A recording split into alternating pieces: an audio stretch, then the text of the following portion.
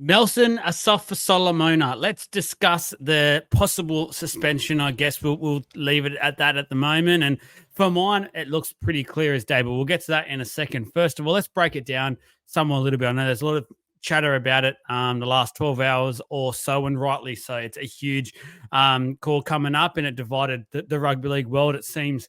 First of all, I'm very disappointed that this kickoff didn't go to Jared Ria-Hargreaves. I was expecting JWH against Nelson Asafa-Solomona, no matter who was kicking off, and I was all for it. So I was disappointed with that aspect of it. Now, the hit, I'm not sure what some people are watching now. I've heard a lot of people try and tell me it's chest. There is no doubt in my mind the initial contact is shoulder direct to the jaw, and I've watched this a number of times. So, and unfortunately, that has been a suspension every day of the week and twice on a Sunday. And no matter what sort of game it is coming into, you can't take that into effect. And the unfortunate thing for Nelson is that he's got priors. He's got a number of incidences towards his name, and including a couple from this year. So even a grade one, I think he'll get suspended, and I think he'll be missing the grand final this year, which is huge. Unfortunately, you don't wish that upon players, but you can't take into account what sort of game it is coming into.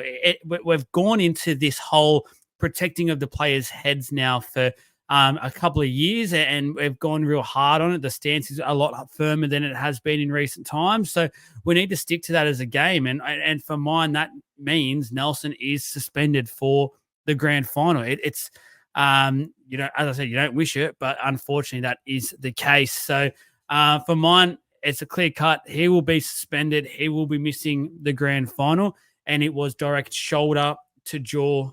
Collins was gone, and I just think that is it. Now, my follow-up for this, and there was sort of a post on the page I put up about this.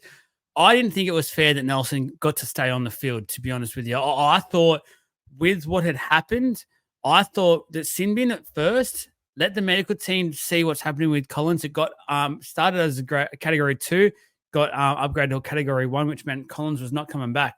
The Roosters lost a player for that rest of the game, an international quality front rower.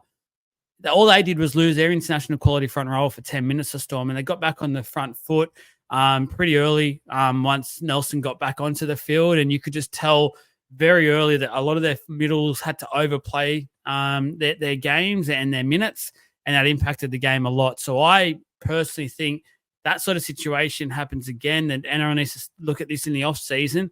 That player who committed that, I guess, professional foul should be out for the amount of time that player is out for that game. So that player is then gone for the game. So is that player. I think that's the fair way to do it. Let us know in the comments what you think. Should Nelson Asafa-Solomona be suspended for the grand final? And should that rule be changed that if someone does commit a foul play, they are out for the same amount of time as the player that they've committed it on?